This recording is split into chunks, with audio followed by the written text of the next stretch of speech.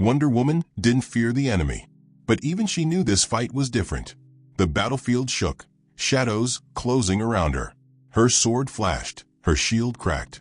For the first time, she wasn't sure she'd win. Then the noise hit, metal striking earth. A shield spun through the smoke like a comet, and Captain America stepped forward, saying only one thing: "You're not alone." The air was thick with smoke, and the sky, usually a canvas of stars, was consumed by swirling red clouds. Cities had fallen. Signals were silent. And Wonder Woman, standing alone in the ashes of what once was Tokyo, wasn't waiting for backup. She never did. Every hero she contacted was either missing, locked in battle elsewhere, or presumed dead. The multiverse was collapsing at the seams. Portals were opening to places that shouldn't exist. Creatures that didn't belong in any timeline now walked openly in the streets. But she wasn't afraid. Not until now. The enemy in front of her wasn't just powerful, it was endless. A hive mind with no face, just an army of shifting bodies made of shadow and lightning, absorbing every blow like it meant nothing. Her lasso burned hot, her sword was chipped, her arms ached. And still, she stood, one against thousands. Then came the sound. Not a scream, not a war cry, not even a roar. It was the unmistakable clang of metal colliding with something hard and unbreakable. She turned. A vibranium shield, spinning like a disc of fate, sliced through a wave of the creatures and ricocheted back into the hands of a man with a torn uniform, bloodied knuckles, and eyes that had seen too many wars. Captain America. No portal, no fanfare, just him walking out of the smoke like it was just another Tuesday. He didn't ask if she was okay. He didn't explain how he got here. He didn't need to. "You look like you could use a hand," he said. Wonder Woman exhaled, just once. "You took your time." Together, they turned back toward the swarm. What followed was less of a fight and more of a declaration. Captain America moved like a machine powered by will. Every swing of his shield was precise. Every step was deliberate. Wonder Woman, goddess of war and peace, matched him blow for blow. They didn't speak. They didn't plan. They simply understood. Each time she was cornered, his shield caught the hit. Each time he was overwhelmed, her lasso snapped back the tide. Together, they became something more dangerous than power: coordination. The creatures began hesitating, pausing, studying. For the first time, the enemy understood resistance wasn't just physical, it was personal. "You've fought things like this before?" Cap asked between breaths. "Not exactly," she replied, wiping blood from her face. "But I've never lost." "Then let's keep that streak alive." The ground trembled. The enemy adapted. One massive form, larger than a skyscraper, began to rise from the earth. A fusion of 100 bodies, all screaming in one voice, arms like cables, eyes burning white. It roared, and the world seemed to flinch. Steve didn't. He planted his feet. "Got a plan?" he asked. Diana gripped her sword. "Hit it hard enough until it stops moving." Steve smiled. "I like that one." They charged, him from the ground, her from the sky. She slammed into the monster's head with the force of a meteor, while Cap launched himself up the debris, ricocheting off falling concrete like steps in midair. Her blade drove deep. His shield shattered bone. The monster screamed, and a shockwave erupted that leveled what was left of the surrounding buildings. Dust blinded them. For a moment, silence. Then movement. The creature reformed. Regeneration. "We need to cut off its source," Diana said, eyes scanning the horizon. "Where?" Steve shouted, dodging a lightning strike. Her gaze narrowed. "There." A rift above the city pulsed like a heartbeat, feeding the army with energy, summoning more by the second. "Can you throw your shield that far?" she asked. He looked at her. "Can you throw me that far?" She didn't hesitate. He ran toward her, picked up speed. She caught his arm, spun once, twice, then hurled him into the sky like a missile. He soared. No parachute, no backup, just grit, instinct, and 5 seconds of flight time. He reached back, coiled his arm, and just before he began to fall, let it fly. The shield screamed through the sky, like thunder given form. It struck the rift dead center and exploded. The rift collapsed inward, folding like paper, and with it, the hive mind broke. The monster fell limp. The soldiers vanished like smoke. The sky began to clear. Steve crashed into a building, but Wonder Woman caught him before he hit the ground. "You always this reckless?" she asked. "Only on Tuesdays," he grinned. For a moment, the world was still. They stood among the rubble, bruised, battered, but undefeated. "Why did you come?" she asked him. He looked at her, serious now. "Because no hero should ever have to fight alone." She nodded. "Then stay," she said. "We've got more battles coming." He picked up his shield from the ground, dented but still intact. "I wasn't planning on leaving." And just like that, two of Earth's greatest, one forged by war, the other born of gods, walked into whatever came next. Not as strangers, not as survivors, but as legends, together. The dust had barely settled when the second rift tore open. It didn't roar, it screamed, like the sky itself was being ripped apart. This one wasn't above the city, it was beneath it. Steve and Diana turned in sync as the ground beneath them pulsed with a low, violent hum. "Underground," she muttered. "They're changing tactics." Cap's grip tightened on his shield. That wasn't a final boss. That was just round one. They didn't wait for it to come to them. That wasn't how either of them operated. They ran side by side, toward the shattered subway lines where the pulse was strongest. The deeper they went, the darker the world became. But this wasn't just the absence of light. It was swallowing it, like the shadows were alive again. Diana lit her lasso, a golden whip of truth slicing the dark. Steve flicked on a tactical flare, the red glow painting the walls like blood. Graffiti, claw marks, and something far worse lined the tunnel walls. It wasn't long before they found the source. Not a creature, a machine or something like it. Alien and ancient, spinning with black energy. Tendrils wrapped around human bodies, suspended mid-air like batteries. It was feeding off them, draining something deeper than life force. Identity, memory, essence. Cap stepped forward. "We shut it down." Diana's eyes didn't move. "Not before we free them." Suddenly, the tendrils twitched. Something knew they were there. The walls themselves peeled open. Dozens, maybe hundreds, of shadow drones emerged, each one stitched from armor, metal, and nightmare. They moved like liquid, but struck like steel. Faster, smarter, deadlier than before. The trap was sprung, and they were surrounded. "Back to back," Steve said. Diana nodded, raising her shield and sword. "Let's make this hurt." What followed was violence with rhythm. Steve was a masterclass of precision. Every move efficient, deliberate, unstoppable. The shield sang through the air, deflecting claws, crushing skulls, blocking beams of raw shadow. His movements weren't flashy, but they were flawless. Diana? She was divine fury. She moved like poetry wrapped in armor. Her sword glowed with divine heat, slicing through creatures that shouldn't even bleed. Each time she was struck, she struck back twice as hard. The lasso snapped around necks, yanked monsters into walls, tore limbs from torsos. But they kept coming. Every time one fell, two more crawled from the machine's base. And the machine pulsed faster, feeding on the chaos, growing stronger. "They're protecting it," Steve shouted. "That thing's the power source and the command center." "We take it out," Diana said, spinning her blade to deflect a dark spear. "We end this wave." "But how?" She looked around, noticed the power running along the ceiling.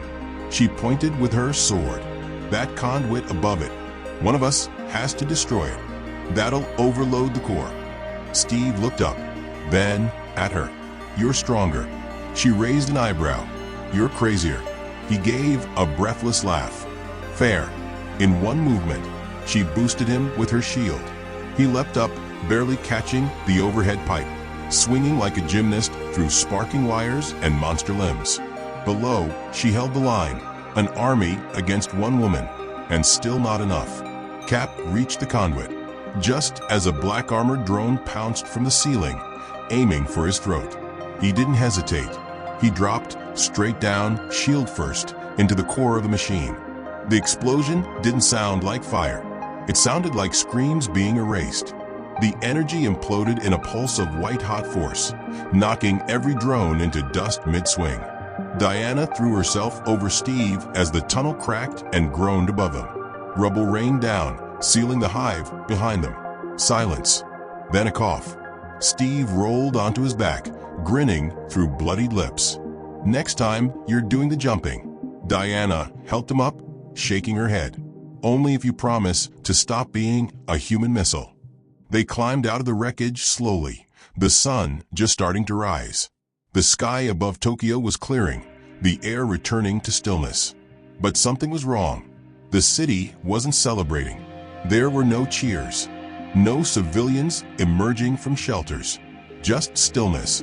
Too much of it. Diana stepped forward. Something's not right. Steve scanned the horizon. His instincts screamed before the threat appeared. Time shuddered, like a film reel catching on a broken projector. Then it stopped completely. Everything around them froze in place. Leaves mid-fall, smoke mid-curl. Even sound had died. Then he appeared. Not a monster, not a god. Something older, wrapped in a cloak of cracked time, face shifting constantly. Sometimes human, sometimes machine, sometimes empty. He stood on air, hands clasped behind his back. "I watched you," he said in a voice that echoed inside their minds. Curious creatures, so limited, yet so persistent. Diana raised her sword. "Who are you?" The being tilted its head. "Some call me Collapse. Others call me Reset." Steve stepped forward. "What do you want?" "Nothing," Collapse said calmly. "You've already lost. I'm just here to collect what remains." Suddenly, Diana lunged forward, sword outstretched. But before she moved an inch, she was suspended mid-air, frozen like a statue. Cap threw a shield. Collapse blinked. The shield reversed mid-air and slammed Cap into the ground. "You fight well," Collapse mused, walking between them. "But you're fighting symptoms.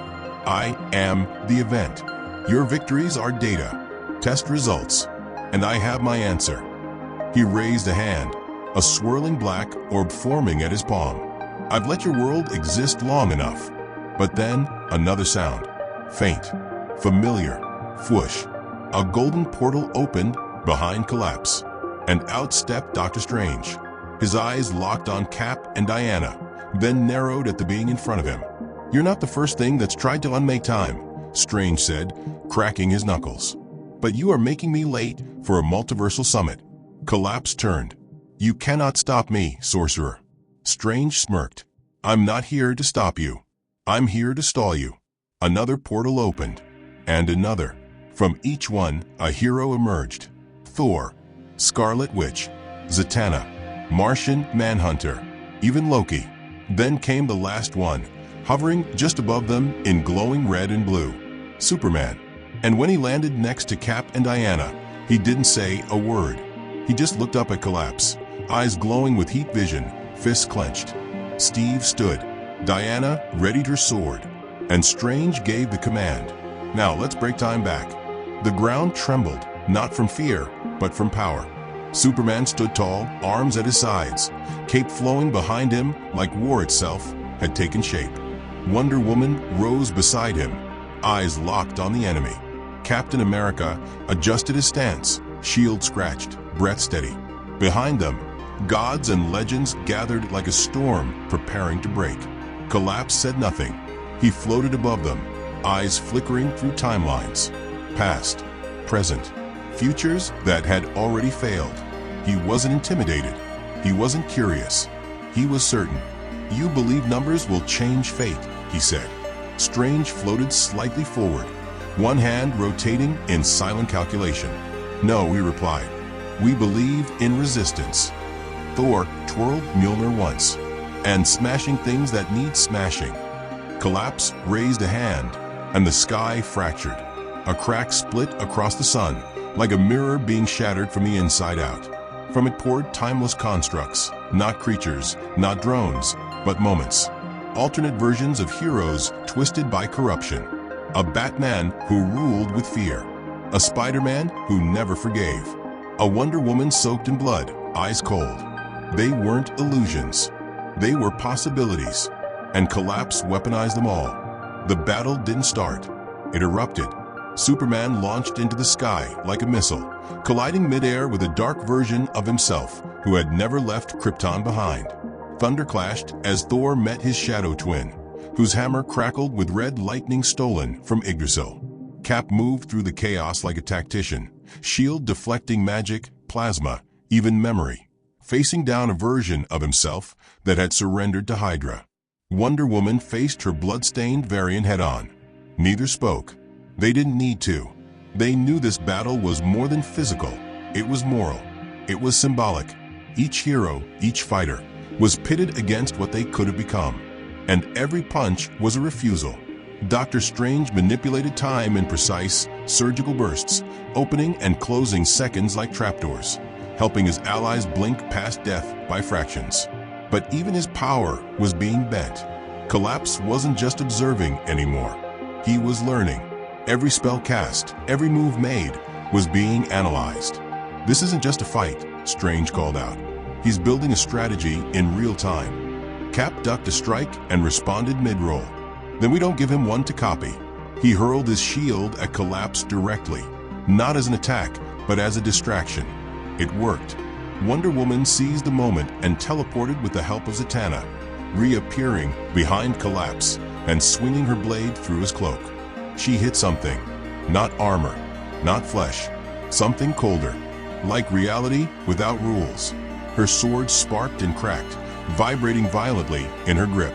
She was flung backward, crashing into the ground, steam rising from her gauntlets. Collapse hovered slightly lower now, not injured, but interested.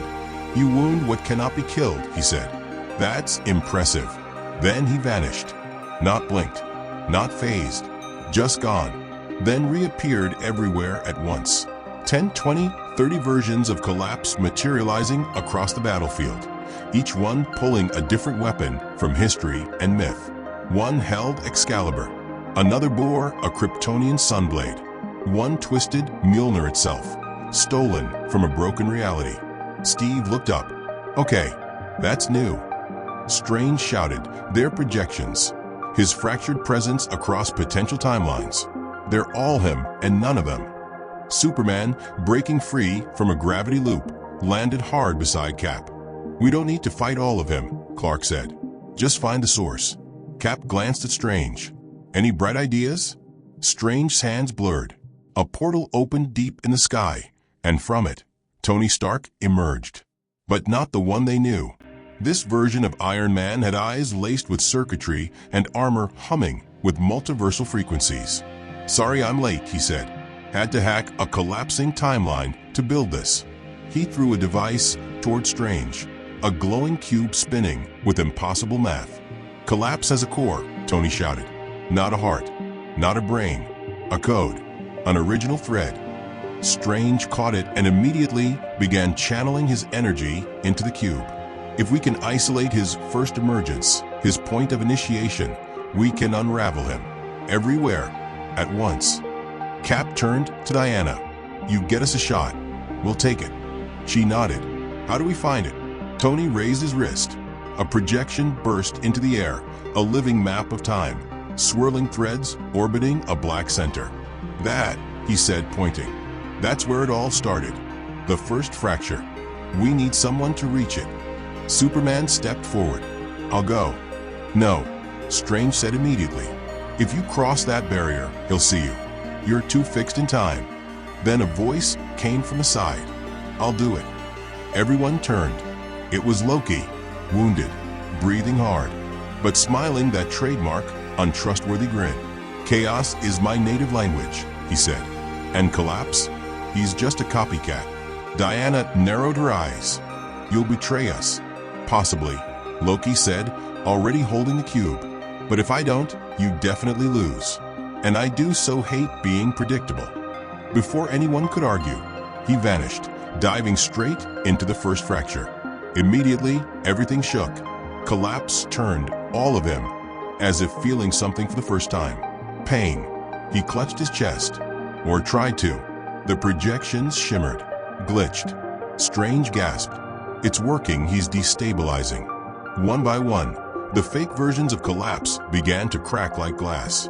Then came the scream. Not human, not machine, just raw, rejected existence. The real collapse appeared again, his form flickering, arms now struggling to maintain shape. What have you done? From the fracture above, Loki's voice echoed. I introduced you to your own beginning, and spoiled the ending. Cap raised his shield. Diana lifted her sword. Superman lit up like a star going nova. And then, together, they charged. The final blow wasn't just a hit. It was an erasure. Collapse didn't explode. He unwrote, piece by piece, like a paragraph being deleted letter by letter until only silence remained. Then just sky, clear, quiet, whole. Loki reappeared, falling through the air, only to be caught mid-descent by Thor. You actually did it, Thor said. Loki groaned. Yes, yes. Tell the heavens. Below, Cap, Diana, Superman, and Strange stood among the ruins of a war that was almost a eulogy. Tony landed beside them. So, anyone want to grab shawarma or fix the multiverse? Superman smiled. Let's do both. Diana sheathed her sword. But next time we start together. Cap nodded. No more standing alone. And with that, the heroes of 1,000 worlds walked forward, not just survivors, but the reason existence still had a future. The world didn't go back to normal. It couldn't. When the sky fractures, when time unravels, when you face alternate versions of your own soul, you don't walk away unchanged. But the quiet that followed wasn't empty. It was earned. Diana stood at the edge of what was once a battlefield, looking out over a city, trying to remember what still existed. Buildings stood crooked but proud. People emerged slowly, as if unsure the horror was truly over. Captain America joined her, silent at first. He didn't need to say anything. She felt the same ache in her bones, not just from fighting, but from surviving again. How long do you think we've got? He finally asked. Until what? Until something else tries to break reality. She glanced up at the sky. It was whole, blue, honest. A day, a week, maybe an hour. Cap gave a dry chuckle. Better than 5 minutes. Behind them, Superman hovered above the city, scanning for instability, listening for distress. Even in peace, he never stopped looking. He landed softly beside them. The rifts are closed, he said. But some of the echoes, they're still out there. Echoes? Cap asked. Timeline fragments. Things that shouldn't exist anymore, but haven't gotten the memo. Diana looked at him. Like who? Before Clark could answer, a golden ring of sparks burst open a few feet away. Dr. Strange stepped through, looking exhausted but focused. You're going to want to see this, he said. They followed him through the portal. What waited on the other side wasn't a threat, not yet. But it was a message. In the heart of a broken timeline, frozen mid-collapse, floated a beacon. Not a machine, a person, or a version of one. It was Bruce Wayne, but not their Bruce. His eyes glowed faint blue. His armor was fused with something cosmic. He was suspended in a loop of time, endlessly reaching toward something just out of view. Is he alive? Diana asked, stepping forward. Strange nodded slowly. Sort of. He's trapped in a feedback loop. A failed timeline's final defense. Cap studied the figure. What's he trying to reach? Strange pointed. A child, no older than 10, sitting on the floor of this dead space, completely untouched by the collapse, and staring right back at them. Who is that?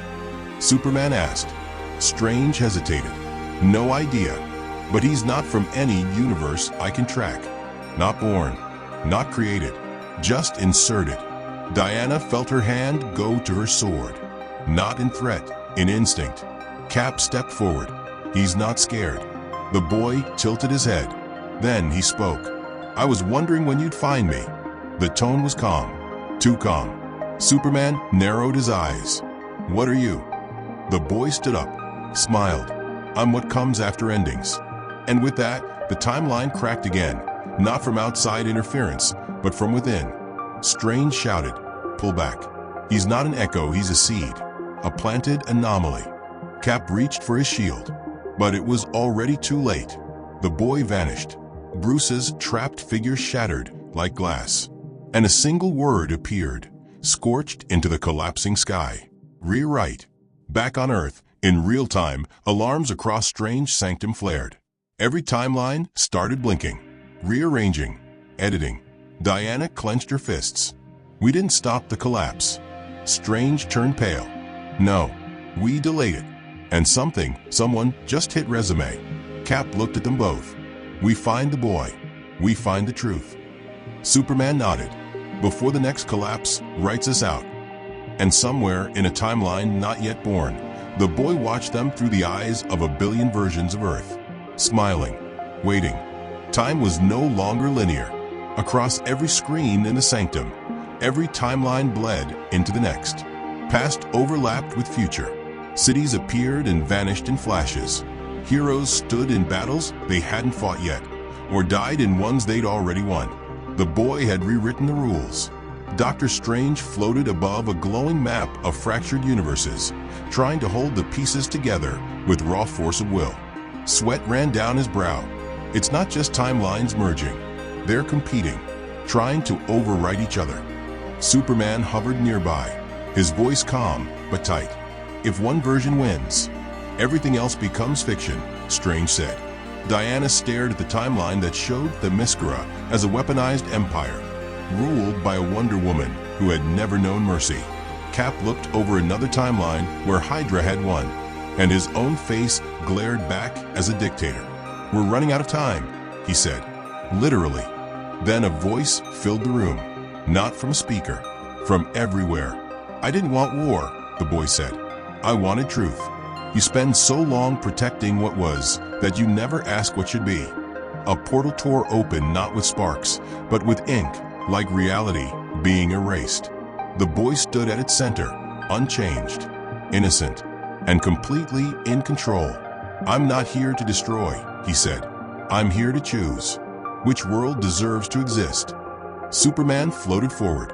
You're playing God. I'm correcting mistakes. Cap stepped beside him. And what gives you the right? The boy blinked. You did. He raised a hand. And suddenly, the heroes weren't in the sanctum anymore. They were in a white void. Memories played out around them. Their memories. Times they failed. Times they let the world burn a little too long. Times they made the wrong call. Then alternative versions began appearing. Better ones. A Diana who ended wars without blood. A Steve who saved Bucky without losing himself. A Superman who never lost his planet. You see, the boy said gently, there are better versions of you. So why should the broken one stay? Cap stepped forward, battered and bleeding from a wound he hadn't even noticed yet. Because we earned it. The boy frowned. Diana's voice cut through. We're not perfect. That's why we fight. Not to erase the pain, but to grow from it. Superman's eyes locked on the boy's.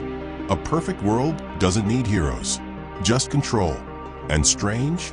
He smiled, a tired, knowing smile. Choices messy, dangerous, but real. The boy hesitated. Then, for the first time, looked unsure. Then show me, he said quietly.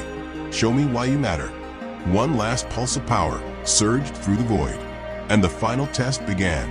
A collapsing construct of all realities formed around them. Every possible disaster, betrayal, temptation, loss, crashing down at once. Cap stood against the flood. Diana cut through illusions of twisted futures. Superman lifted entire timelines on his shoulders, holding them back from oblivion. And Strange? He guided the collapsing magic into a single thread, fragile, glowing, beating like a heart. He held it out to the boy. This is your choice now, not ours. The boy took it, looked at them, and for the first time, he blinked like a child. Everything stopped. The skies calmed. The timelines aligned. Reality healed. The boy vanished, not in anger, in peace. And the heroes found themselves back on Earth, whole, standing in the ruins of what could have been the end. Cap placed his shield down. Did we win? Strange smiled. No one wins. Diana nodded. but we're still here." Superman looked up. A new dawn broke. And somewhere across all possible futures, the world remembered the day heroes reminded reality why it existed. Not because they were perfect, but because they chose to fight anyway.